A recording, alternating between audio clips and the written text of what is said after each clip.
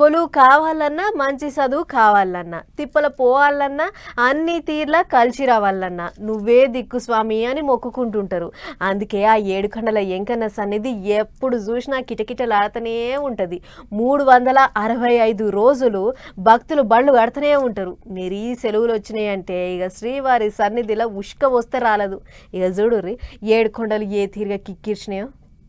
ఏం పబ్లిక్ ఏడుకొండల ఎంకన్న సన్నిధి భక్తులతోని కలకలలాడుతాంది. అగ చూడర్రే అలిపిరి గేటు కాడ బండ్లు బాలబాగలైన కట్టినాయి. ఎమ్మటెమ్మటే తాతీలు వచ్చుడుతోని భక్తులంతా బండ్లు కట్టిర్రు. టోకెన్లు లేని వాళ్ళకు శ్రీవారి దర్శనం కావాలంటే దగ్గర 18 గంటలకు ఎక్కువనే టైం పడుతున్నదట. పెద్ద ముచ్చటేంటిదంటే మొన్న శనివారం సంధి సోమవారం దాకా 3 దినాలలోనే 33,000 కార్లు అలిపిరి చెక్ పోస్టు దాటినాయట.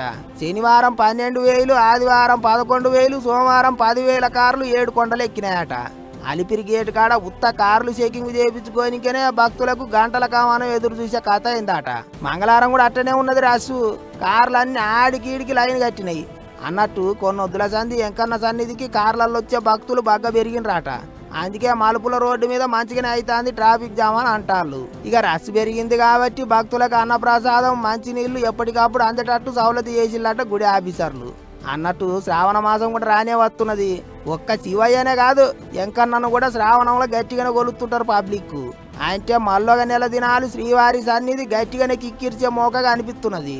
మరి ఇక చిన్న పొలగాండ్లను వేసుకొని పోయే భక్తులు పెద్ద మనుషులు ముందుగానే జర ఆలోచనలు చేసుకొని పోయిర్రే.